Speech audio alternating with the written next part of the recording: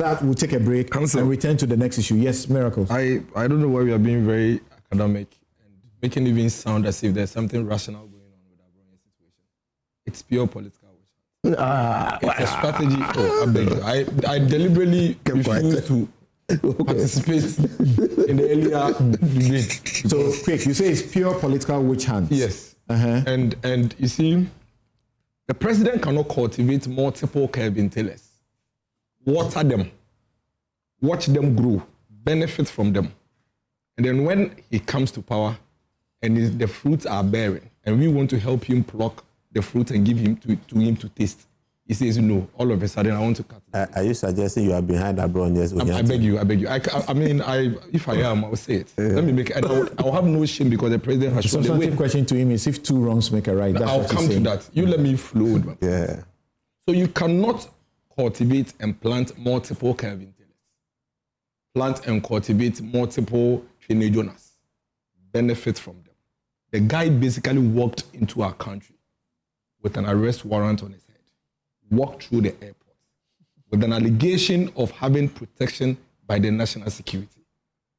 And that can be validated by specific places where he was found. Sat on radio, boastfully, spoke and said nobody can do anything to him. Walked into the Supreme Court and got cleared by the nation's laws.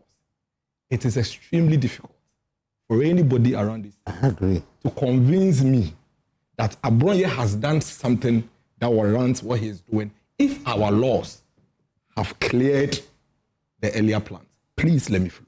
You see, there's something going on in Nepal right now. And if this government doesn't take care, and they think that in 2025, for fear of tasting their own medicine, they can put impediments in our ways, they are joking. Indeed, you can actually jail me. I won't lie to you about that. You can pick me up this morning and send me to jail. But do you know what will happen? There will be millions more of miracles coming up the very day you lock me up. So I'll never sit here and say, I will speak, I'll say whatever I want to say, there's nothing you can do to me. There are laws. Which laws are we going to formulate? Every single law that is against harmful speech, hate speech, whatever, violent attacks, they're already there in our statutes. What's the comparison with Nepal? I'm coming. Because Nepal, the youth there are not doing party business. They have decided to come together. No. They have decided to come together as a united group to say we fight corruption. They have toppled the prime minister. They have toppled the president. Everybody is going away. Wait. The youth are on the streets because when they started raising the issues of corruption, the government wanted to shut them up by shutting down social media. Please, that is the point I'm making. That's the point I'm making. That's the point I'm making. The point I'm making is that you cannot plant multiple Kevin Taylors. Give them roses in our country. I agree with you on that. And then when it is time for you to taste, why? Abronye is your opponent's version of Kevin Taylor. You don't want it? Then go back and fix the Kevin Taylor plant you planted. I am a Methodist. I am a Presby-trained person. He's my president. I was trained in the Kwafu Hall. I will never use hate speech. You will never hear me insulting anybody. I do not have a single record. As aggressive, forceful as I make my point, you can never have a single record of me, even attacking anybody's persona. I don't ever do that. But I will not take preaching the moral lessons from people who live in the brothel. The president is the last person that we would accept formulating such laws. You know what he's doing? He's afraid of his own shadows. When you call a clan, a tribe, Sakawa Mafia, is that hate speech? The president went on his social media handle and called the Akyem people of this country Akyem Sakawa Mafia. No, he didn't call it. I don't think. No. Please. No. Let me tell you something, Mr. President. Mr. President, listen to me. Dennis Miracle Sabwani. I have never sat on any radio station. I make a point. The tweet is here. Please. No, you know what you're saying? Not true. It is true. It's not true. A group of people were the target of the Sakawa Mafia. Not the whole. And people know them. It's not about their I'm sorry, seniors. I am the last person you will do this to. The man wrote. Listen to me. Okay. He wrote, and the description was Akyem Sakawa Mafia. Please, whether you are referring to, like I am here. We know. We are not disputing that.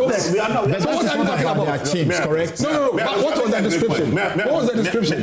So what are you talking about? I'm saying that the Akyem Sakawa Mafia is not about the entire Akyem people. You and I, all of us, always use this term Akyem Mafia. We do it quietly.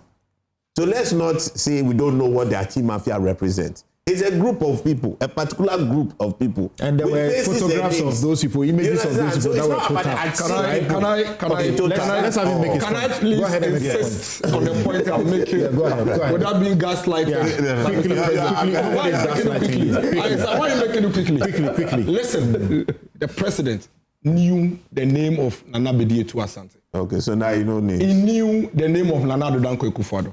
He knew the name of Gabi Ochredako.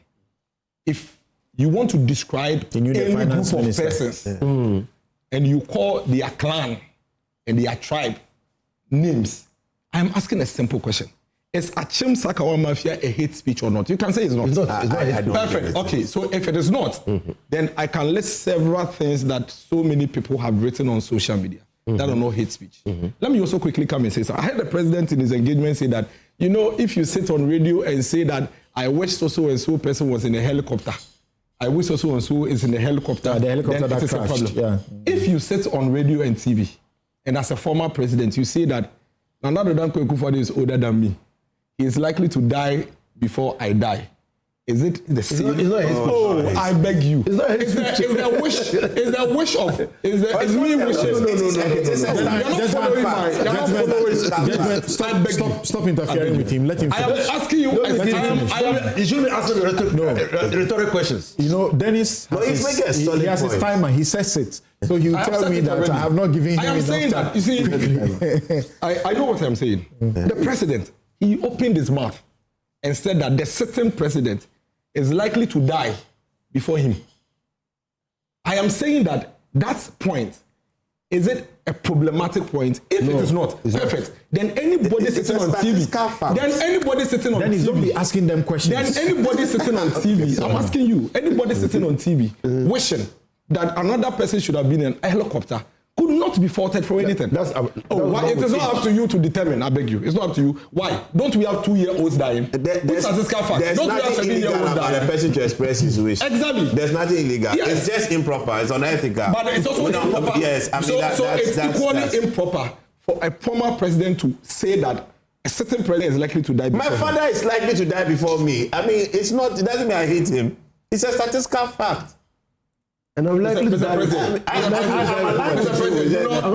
likely to die before my children. Mr. President, you don't answer any of my questions. Okay. Don't look at them and ask the questions. So I'm looking at you. The point I'm making is that the president himself is complicit.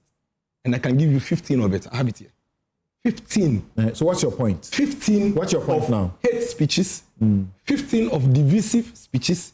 Very possible. 15 of several speeches that fall in the same category he wants to formulate laws about. There are laws already. If I insult or say something unpalatable against you, whether you are the IGP, you are the Attorney General, you are the President, there are laws that gives you room to seek redress.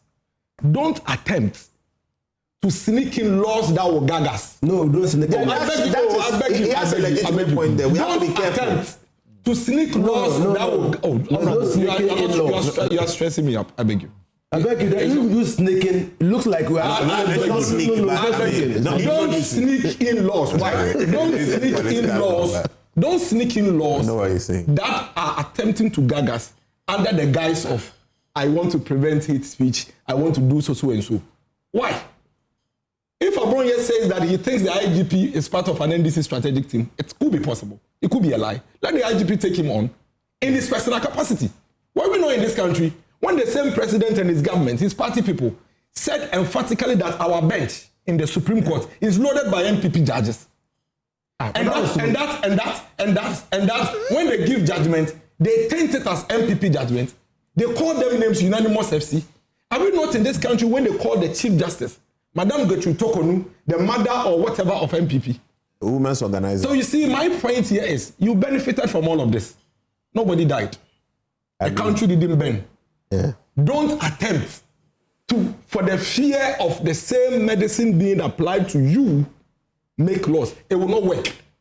Like I told you earlier, counsel, you could arrest me, honestly speaking. You could. In fact, I don't have to say anything for you to go after me. Okay. But tomorrow morning, just as it's happening in Nepal, there will be several other people rising up to defend this right. You said we are going to come to the specific. We don't want Abronye Nepal in Ghana. Right. No, then the government should act right. We want demonstration when it has to happen. We don't want anybody burning parliament or burning our Supreme Court or anything.